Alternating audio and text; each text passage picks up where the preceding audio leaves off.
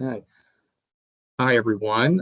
Thanks for joining us for the webinar. We're going to wait for about 5 more minutes to let more people come in, and then we'll get started.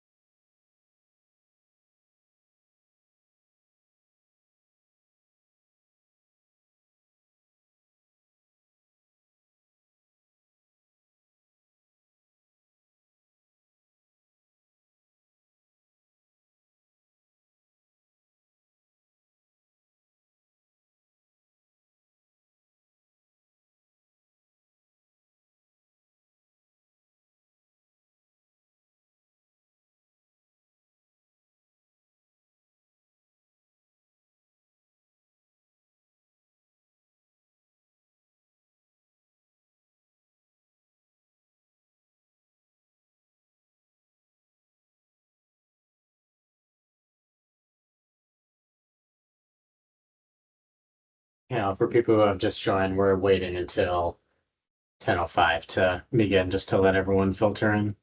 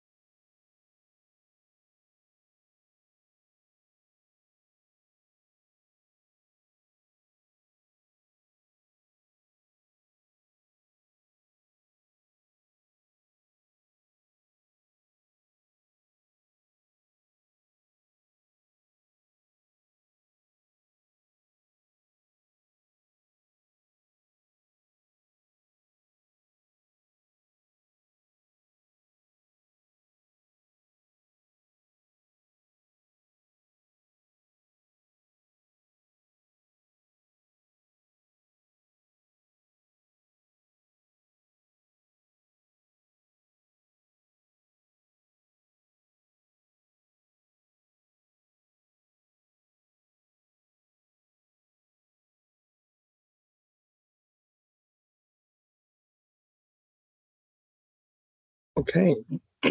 Okay, we're going to get started. Good morning, everyone. My name is Trevor McCord. Thanks for joining us here today at the Business Lighting Program's 2025 Trade Alley webinar. We're excited to see you all here. Before we get started, I've got some housekeeping notes I wanted to share. First of all, this meeting will be recorded.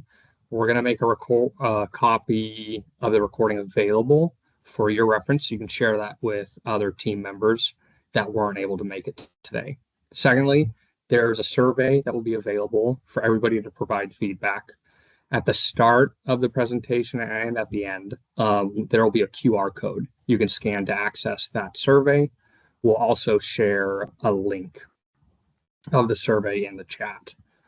Finally, at the end of the presentation, we have time blocked off for a question and answer session. So using the Q&A function at the top of the Microsoft Teams window. It's right next to the chat function. You can send us questions that we can address during the Q&A session. If you do have a question during the meeting, feel free to send it into the Q&A at that time, and we'll get it addressed by the end of the presentation. If not, during, we'll message you back. So let's get going. Here is the survey QR code. Once again, this QR code is also going to be at the end of the presentation, but you can use your smartphone camera to access the survey, and just momentarily, you will see a link of the survey in the chat as well that you can access it through there. So I'll pass it off to Cameron to kick us off. Thanks, Trevor. And welcome, everybody. We know that you all have been waiting to hear what the lighting offers are going to look like for the rest of the year and into 2026. So let's get into it. My name's Cameron Walsh. For those who don't know me, I'm a program manager working at ClearResult, and excited to talk to you all today. So we'll give a brief introduction to the program team on Energy Trust side, and then also the account managers that are on Dave's team, who you will be interfacing with the most when you are all doing projects. Then we'll talk a little bit about what we're calling the program landscape. So oh, sorry, I just skipped over. We'll go over a quick review of the numbers so far for the downstream and midstream offers. This will be program data through the end of June. Then we'll go into some discussion on the program landscape. We'll talk about some of the market conditions that have made this year a challenging year. In particular with the tariffs and other economic challenges that you all have talked to us about and have said have been challenging, as well as the policy landscape. We've had some impactful bills and legislation passed or went into total effect at the beginning of this year that has put pressure on the programs and has driven some of the changes that we'll talk about today. And then we'll briefly go over Energy Trust's new budgeting process. So they're entering now into a multi-year budgeting system, and we will give a high-level overview of that. Then we'll talk about the actual program changes that are happening for both the downstream and the midstream offers. Then we'll get into a little bit of the future of business lighting. So what are the programs looking at in terms of developing and adjusting to some of these market conditions? What does Energy Trust see as the opportunities for the continuation of lighting programs? We're going to touch on a few of those. And then, as Trevor said, we will open it up to Q&A or address some of the questions that you all are putting in the chat. All right, next slide, and I think I pass it to Dave. Thanks, Cameron. Good morning or good afternoon, depending upon from where you are tuning in today. I am Dave Batkin, and I work with the account management field team. And we're going to do just some brief, well, they won't do brief introductions, but we'll show you some of the team from both the Energy Trust side and the field side. Next slide. These are your Energy Trust folks. I won't go ahead and read the names, but they work with the downstream and midstream and even the small business direct install programs. They oversee those programs on the Energy Trust side and work with customer service and trade allies. Next slide. Thank you. All right. I will mention these names. This is your field team. So if you're a trade ally, then you have an account manager, and one of these folks is it. In the Portland metro area, and it's not necessarily depending where you are, but mostly if you're in the Portland metro area, you might be assigned to Angeline Sanford or Mike Sanford, George Dioka. On the coast in Willamette Valley, we have John Doherty. In Southern Oregon, we have Ben Rear. And in Central and Eastern Oregon, we have Matt Gay. On the horticulture side, we also have Doug Opedal, and for school districts, Brian Morrison, and those are essentially statewide. All right, next slide. Just a quick note on our 2025 program results to date, and next slide. We do want to thank you for your participation in the program so far to help us achieve these numbers. And so these are as of June 30th of this year, and we've basically saved 31.1 million kilowatt hours, served over 1,600 customers, and upgraded close to, or almost 150,000 fixtures, lamps and fixtures.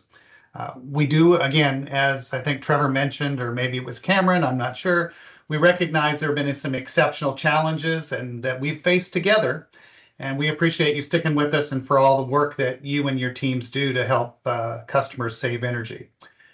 And now I'm going to hand it back to Cameron, I believe. Yeah. Thanks, Dave. Okay, so let's talk a little bit about the market conditions. So on the next slide, we put kind of the four biggest topics that we think were driving some of the challenges and kind of the changing lighting landscape, both from feedback from you all in particular on the economic and market uncertainties. So we've heard, and as everyone knows, in the first quarter, there was a lot of uncertainty, a lot of talk about tariffs. How intense are they going to be? Where are they going to hit?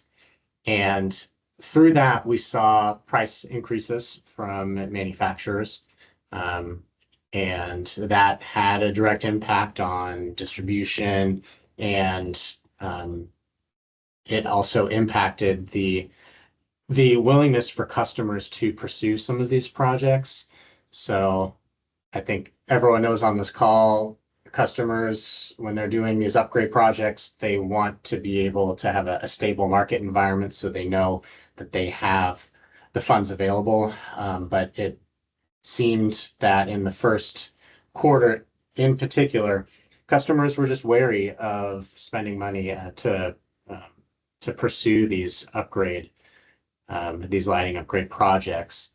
They would rather have saved their money for higher priority operational expenses. So that was a huge pressure that we recognize.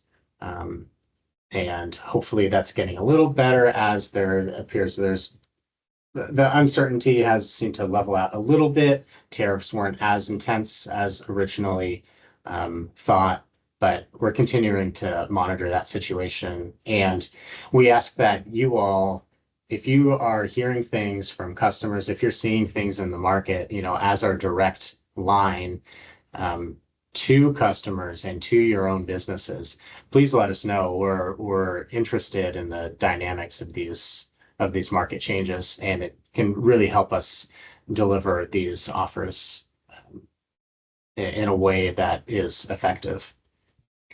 So the other two big areas that are impacting the lighting landscape is House Bill 2531 and House Bill 2307.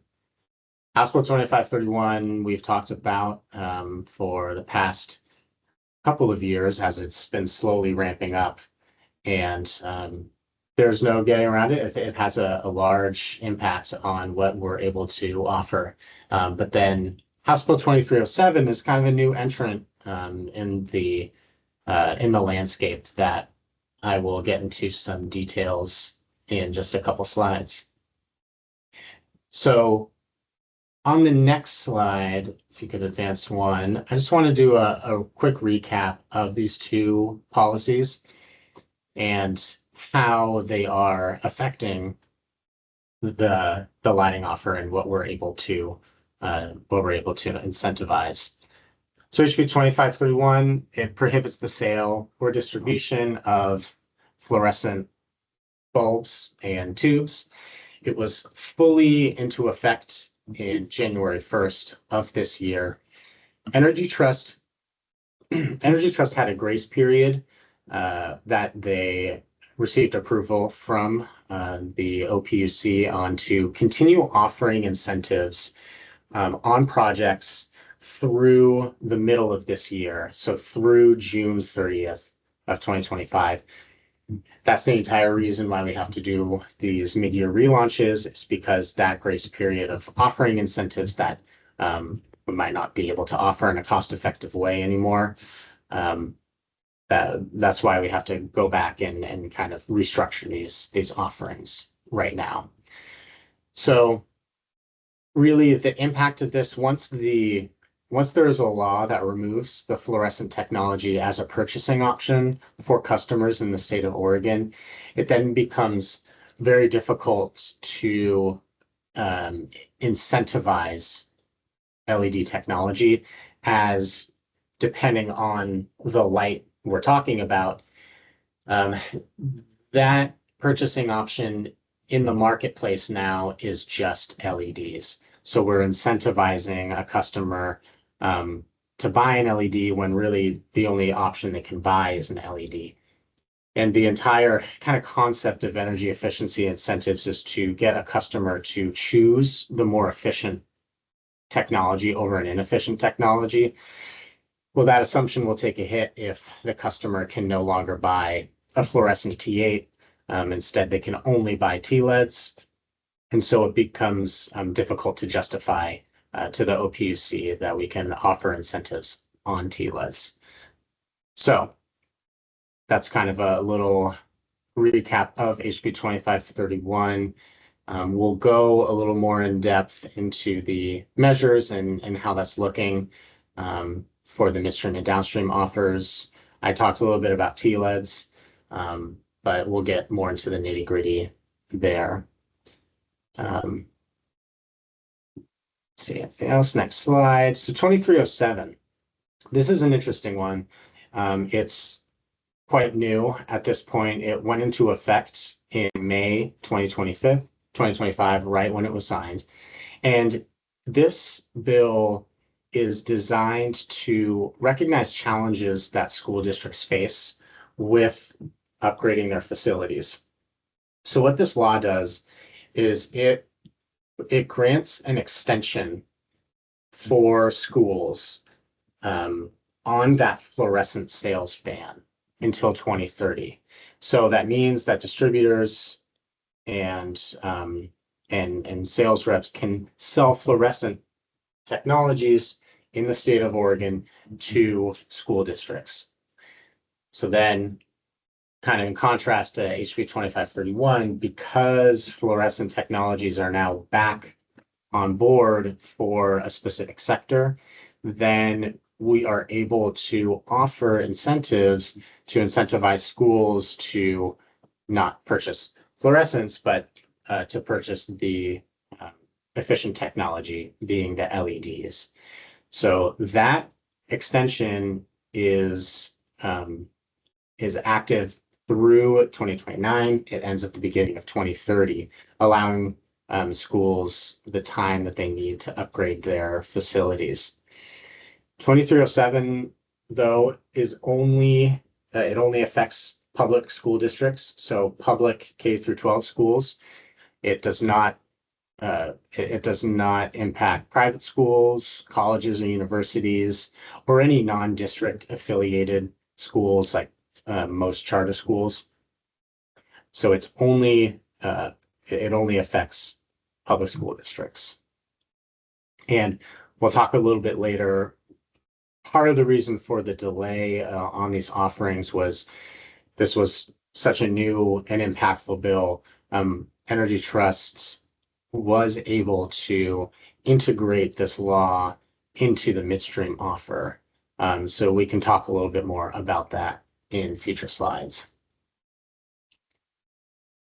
Okay, and I think that's it for the policy overviews that are really impacting the lighting market. And I'll pass it back to Dave. Thanks, Cameron. All right, let's talk a little bit about Energy Trust budgeting and the changes that they're anticipating. Next slide. Again, we want to acknowledge that the lighting program budget challenges in 2024 were difficult for all of you and for us and for customers. And when we opened the program in January 2025, we did not expect the 2025 incentive budget to last beyond the end of June. But we do still have budget. And so once this program opens back up again, and we'll talk about that, we'll have budget. And incentive offers issued to projects submitted after the relaunch, when we relaunch this program again, we'll have 1 year incentive reservations. We'll go back to the 365 days. Complete documentation can be submitted at any time within the reservation period. And so if the project completes in 2025, we'll take it. You can submit it for payment. And the main thing I think that we wanted to share and that Energy Trust wanted to share is we are not expecting any budget restrictions.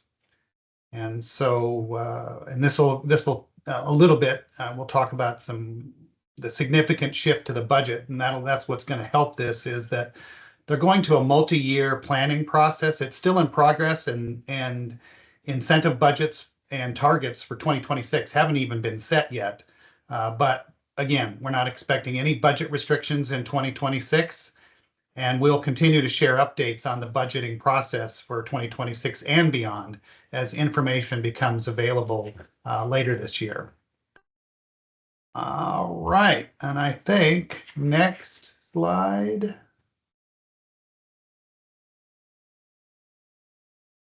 Downstream updates. Let me move forward. All right, still me. Okay, just a few key well, they are changes. So their project caps are $750,000 per project. Site caps are different, and they can be between 1.5 and 3 million depending on the program, but we don't usually see those, but $750,000 per project. The lighting tool is expected to be released on or before September 15th. And we will not be able to accept any new downstream project submissions until that lighting tool is released. And when it is released, you have to use the new tool. We won't accept any submissions with the old tool. This will create some confusion potentially because we'll have projects that will be finishing that have used the old tool. But any new projects, when this new lighting tool is released, will have to use that new lighting tool. So please make sure that if you have new projects that you use that tool, because otherwise we'll send them back to you. All right, next slide. Projects that were submitted, however, the main point I think I would like to make on this slide is if you did submit a project with the old tool, we're still expecting that it finishes by December 1st. That's what we had communicated. We need all the project documentation, final invoices, and everything by December 1st. If you're not going to be able to get it done by December 1st, please let us know as soon as you know. So we can try to see. There are sometimes exceptions given, and we might have to ask for one. So please let us know if you're not going to complete your old tool project by December 1st. And if you have questions on that, we'll certainly try to answer those at the end. All right. Now let's talk a little bit about incentives. Next slide. I won't go over everything, but we will have the slides for these, and we can share if you need what the specific incentives are. Talk to your account manager, and they can provide you a document that shows each incentive bucket. You can take a look at these. These are the lamps that we no longer pin-based CFLs. We're not replacing those anymore, or offering incentives on those. I think the big point here is on interior fixtures. We are not incentivizing in standalone interior fixtures. You have to have luminaire level lighting controls on interior fixtures now, except for public school districts.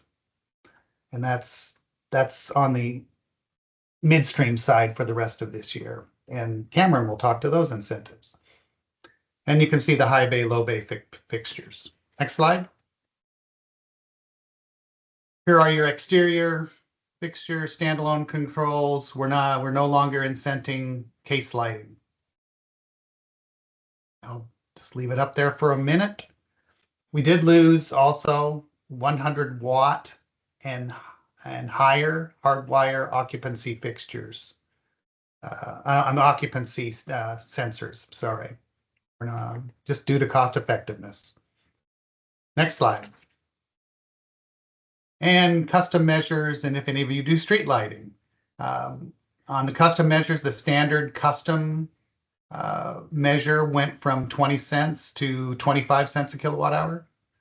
Controls remain the same at 35 cents. Horticulture remains the same. And also there's a maximum of $350 per fixture on horticulture.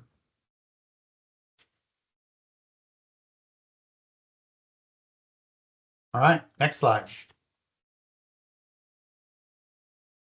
TLEDs on this. These are public entity only incentives, and TLEDs will no longer be offered for public entities.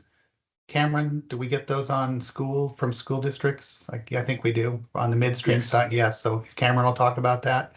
And then the HID lamp replacements.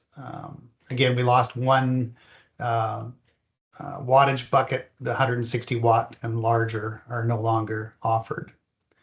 And these will all be on the lighting tool, of course, once that lighting tool is released. All right, next up is Cameron with our midstream instant discount updates.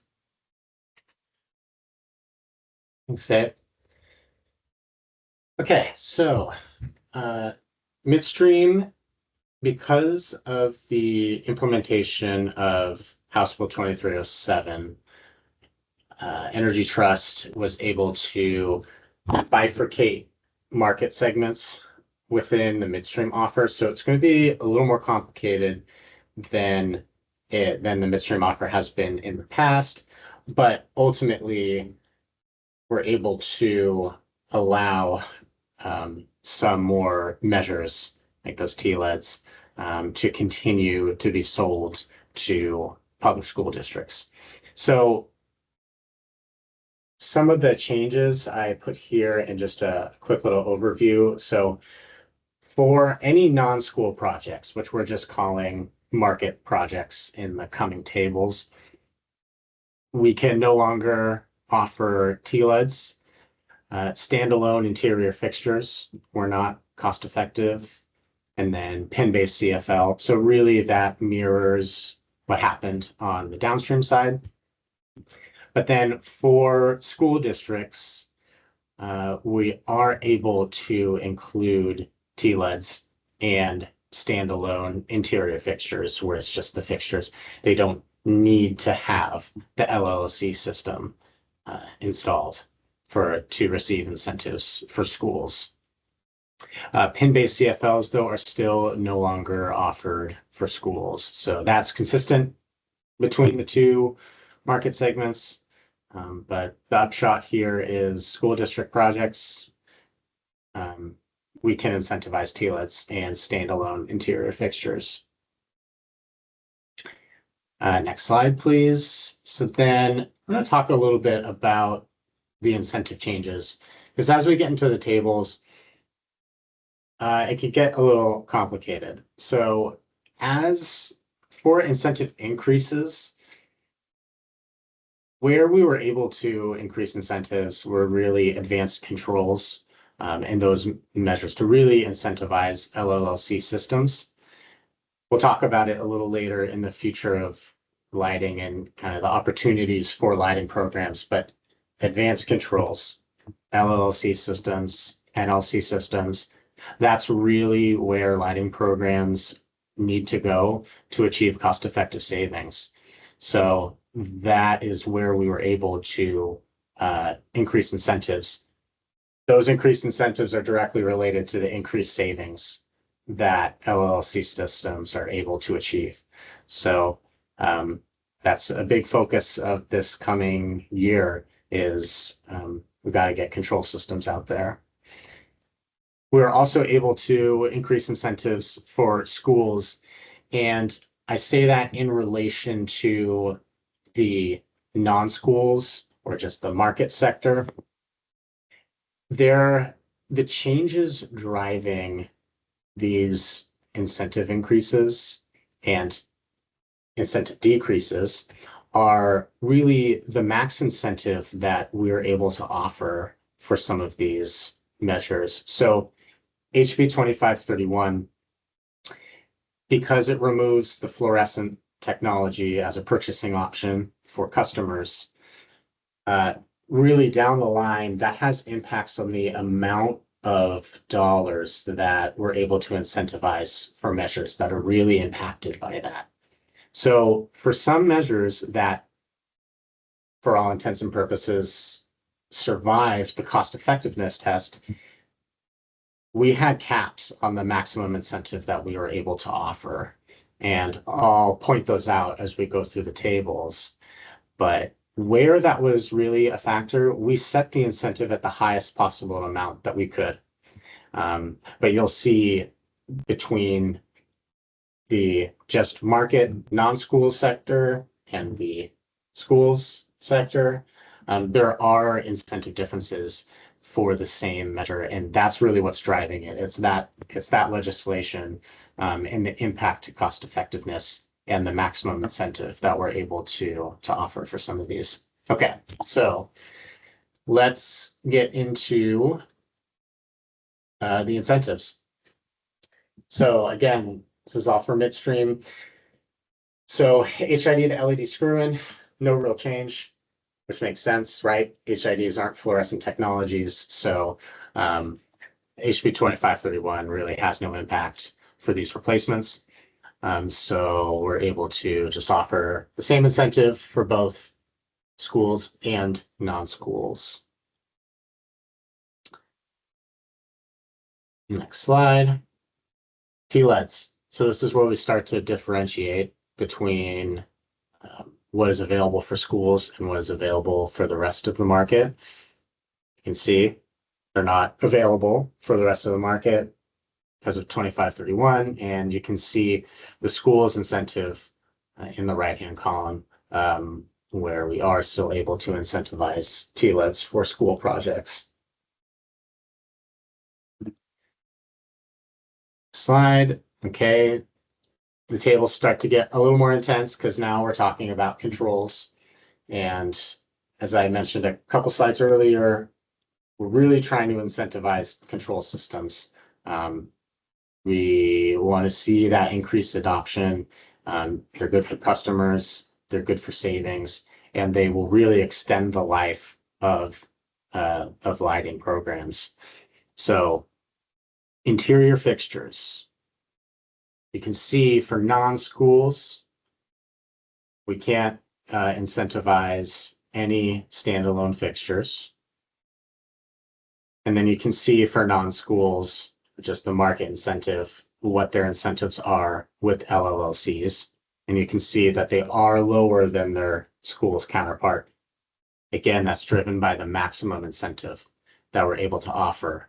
We basically split out the two market segments between schools and non-schools.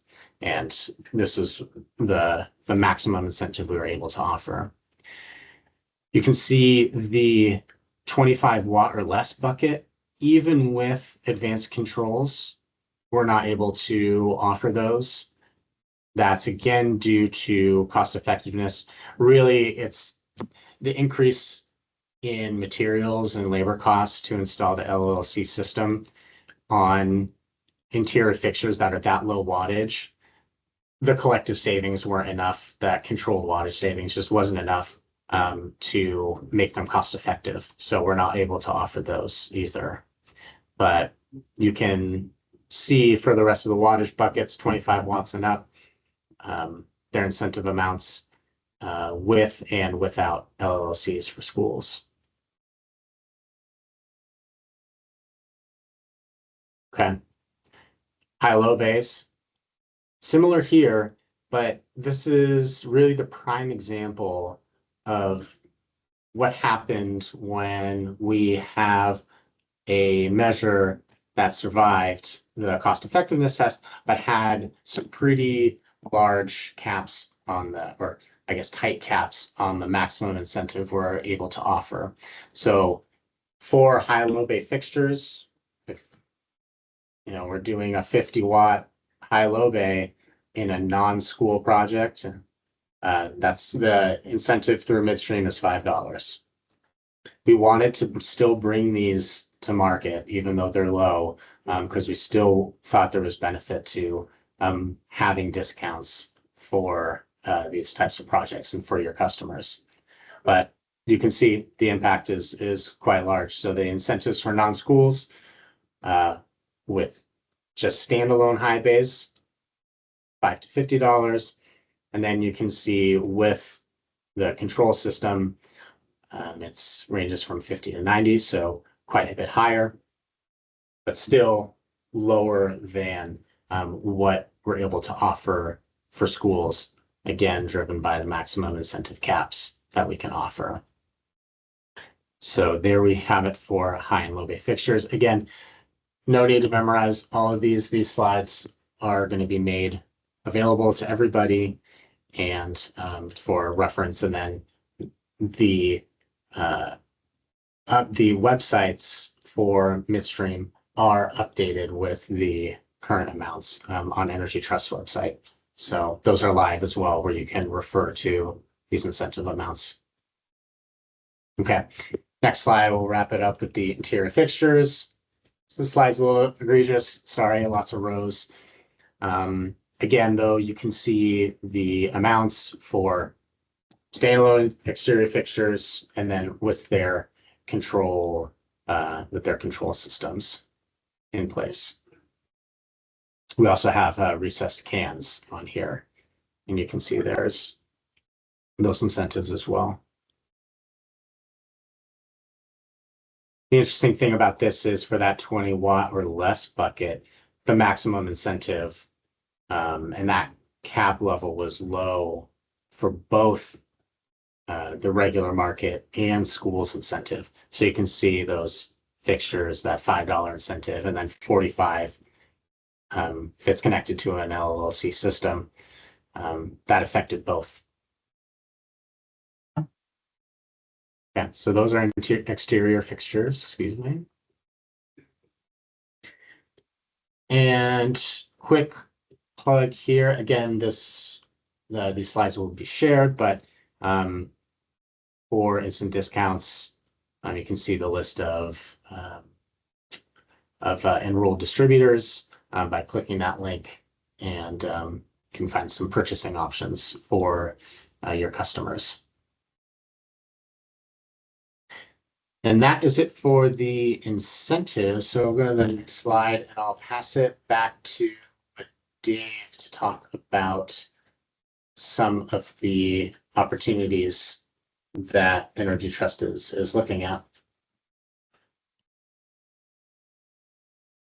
We'll talk, and we're winding down towards the end here, so hang with us.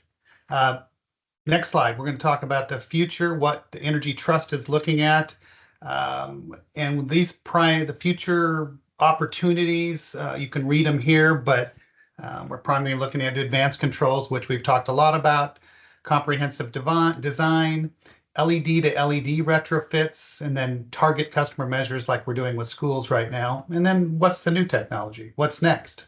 On the LED to LED retrofits, with the new tool coming out, we will not have those available yet.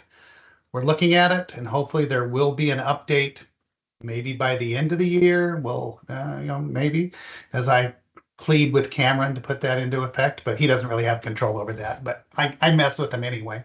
But no LED to LED yet. So just for your knowledge. Next slide.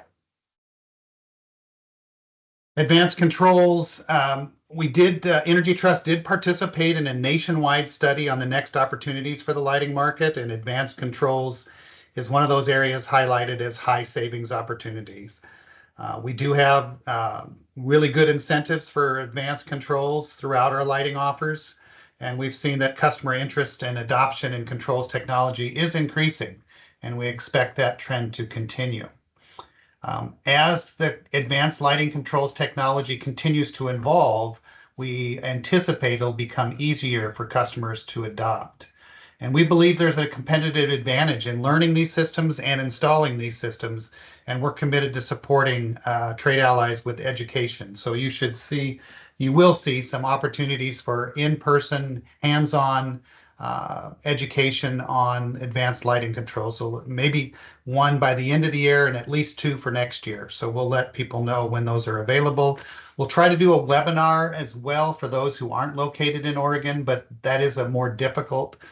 It's hard when you can't do hands-on. You can't get your hands on these and see how we're working with the apps to change settings and those kinds of things.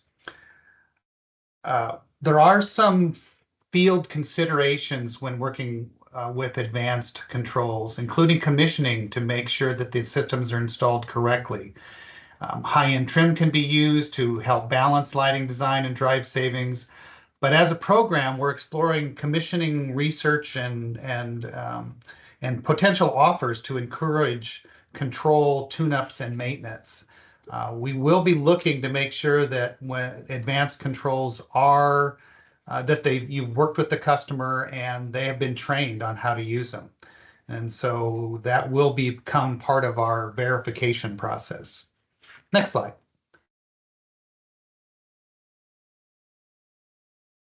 Comprehensive design is another area that was flagged in that market assessment survey. We've done this in the past, and we're going to look at offers in the future, and we see this as another opportunity.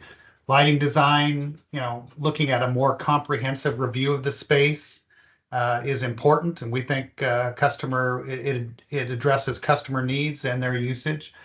And good lighting design, can lead to both energy savings and optimized occupant experiences. With the increased prevalence of lighting controls and whole building approaches, the program is exploring how to best claim savings and looking at the cost effectiveness for lighting design offers. Next slide. LEDs dominate the national lighting market, and so technology has matured over the last few years. Newer generations of LEDs are much more efficient, and we're hearing from both you and customers that LED upgrades are an opportunity for future savings. This was also highlighted in the National Market Assessment as an area of opportunity.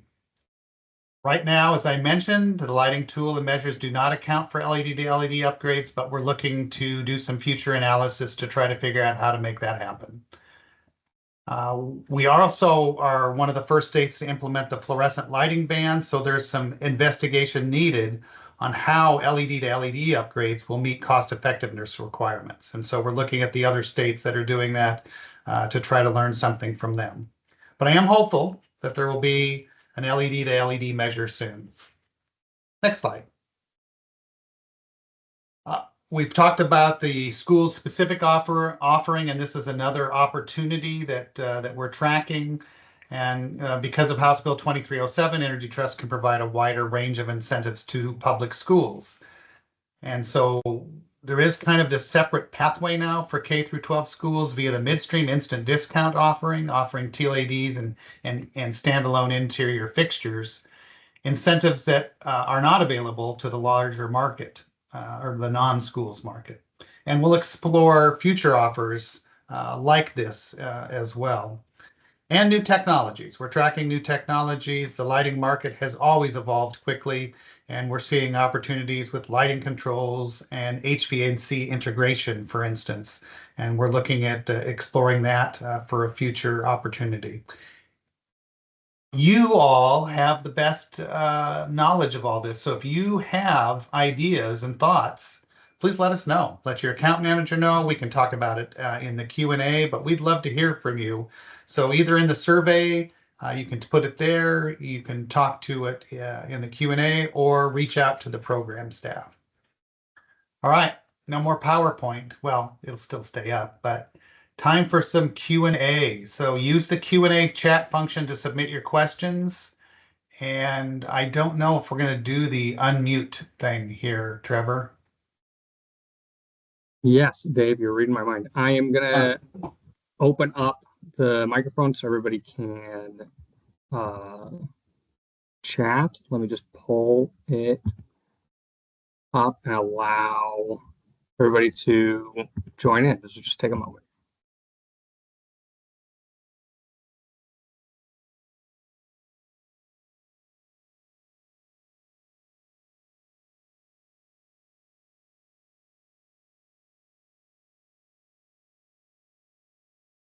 All right. Do we have questions that have been submitted yet?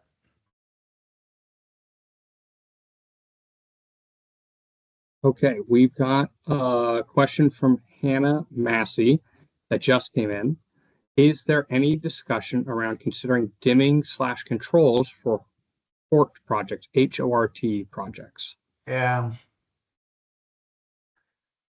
And Hannah, thanks for asking a question that I can't answer or that I don't think we can answer, but we'll get back to you. I'll talk to Doug Opedal and Mike Sanford on that, and we'll get back to you with an answer. So I've written it down, and I should have an answer back to you today. And I apologize for not knowing that answer. Maybe Cameron, you know that answer, but I don't. I don't know. Yeah.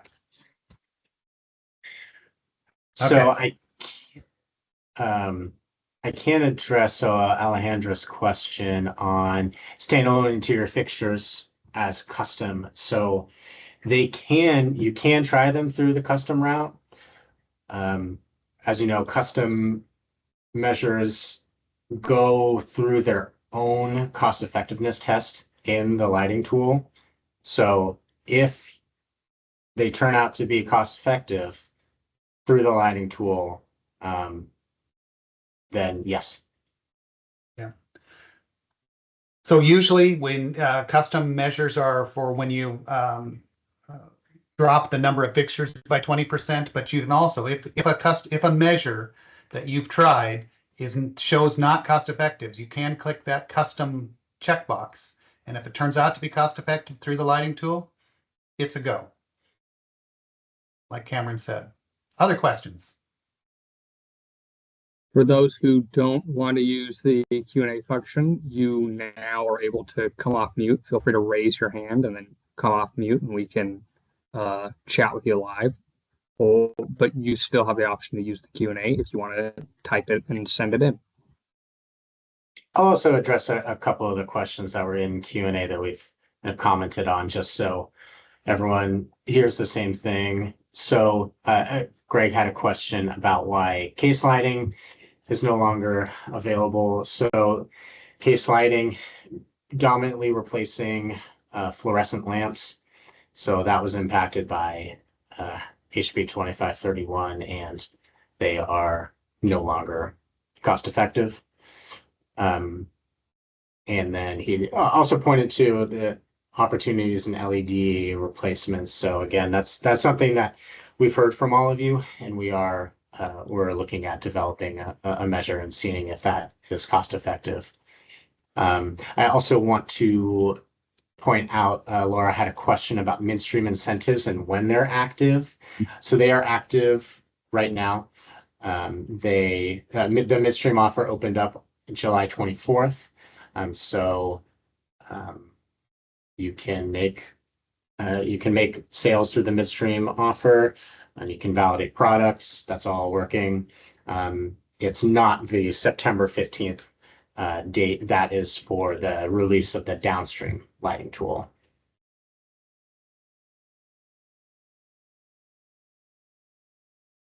Also, this wasn't a question asked here, but it was in Portland. The budget restrictions that have been talked about throughout this year for downstream essentially go away when the new tool is released. For instance, Pacific Power didn't have any horticulture budget, and as of when this new tool is released, all budget sectors and utilities are open and not anticipating any budget restrictions. So that's the good news, I believe.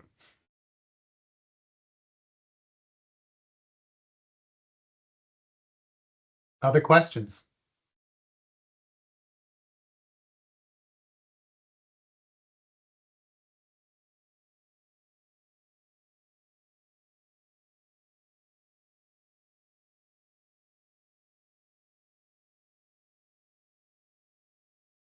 We put the Q&R code up there, Trevor, the next slide, I think it is, in case people, key dates.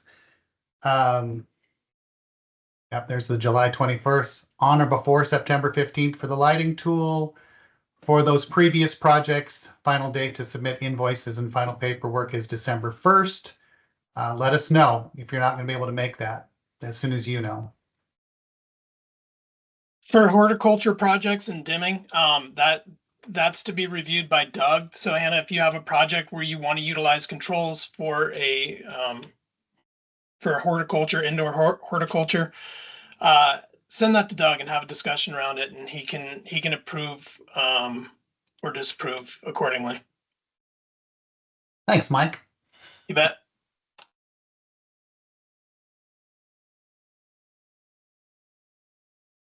Nothing else in the Q&A chat there, piece, Trevor? No other questions at this time. All right. You can see the QR code. Please let us know what we missed, what you'd like to hear about. We did have a good LLLC training and the in-person ones. And again, we'll be looking at doing more in-person luminaire level lighting control trainings for the next 12 months or 15 probably months. So we'll make sure that you get out there. You can ask your account manager when those are going to be, but we'll be emailing you those dates and times once we get them established. And the lighting tool. Once the lighting tool comes out, you will get an email likely from Energy Trust, but your account manager will be letting you know as well. One additional plug, this presentation will be a link on the insider page, and it will include the Better Bricks presentation that we had in the in-person sessions that talks about unlocking opportunities with LLCs and selling advanced control systems to customers. Some of the things that you all can talk about beyond the energy savings aspect of them. And so the full PowerPoint that will be integrated into this PowerPoint presentation. There's a lot of good content in there. So please, when we get that posted, we'll let you all know, and please review those for some good information on LLCs.